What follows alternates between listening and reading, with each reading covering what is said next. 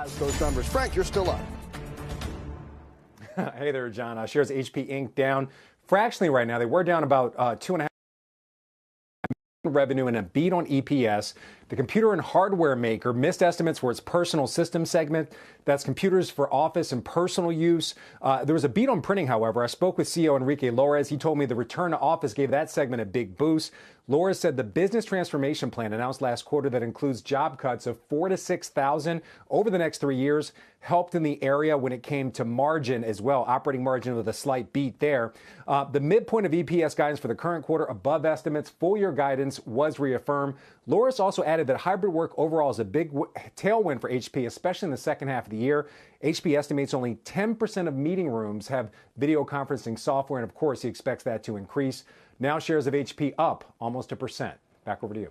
Frank, thank you. Mike Santoli, I guess hybrid means people get to print at home and at work.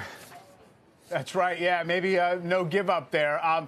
Just one of the steadier, which is to say lowest growth type names in old tech, priced accordingly by the market in terms of the inexpensiveness. It's a free cash flow play. It's basically a buyback and dividend play. And aside from that big bulge of demand that they got during work from home in the pandemic, been pretty steady stock. So I think it's pretty much true to form. $14 billion run rate of revenues per quarter, this quarter, next quarter, and for the full year. So pretty much, I guess, in good and bad ways, pretty much a static story.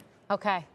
Aaron, I want to bring you back into the conversation here, whether it's HP or any of the other earnings we've gotten specifically in these last few moments. How does it speak to opportunities to put money to work right now and what is a very volatile start to the year?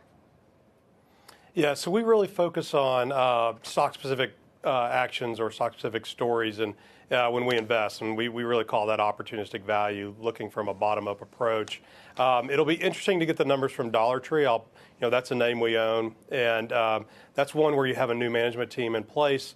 You have the prior management team from Dollar General that's moved into Dollar Tree to hopefully clean up that Family Dollar acquisition. We think the undercurrent of sort of off-price retail or dollar concept is really positive for them. So that's an undercurrent to that. We think there's a lot of fixing they can do to that business and close that valuation gap to Dollar General. So that's one I would point to. I want to watch that, see how they come out with numbers. I think they've already set the tone last quarter with sort of locking in some excess costs to reposition the business. So we hope to see good positive results coming out of there.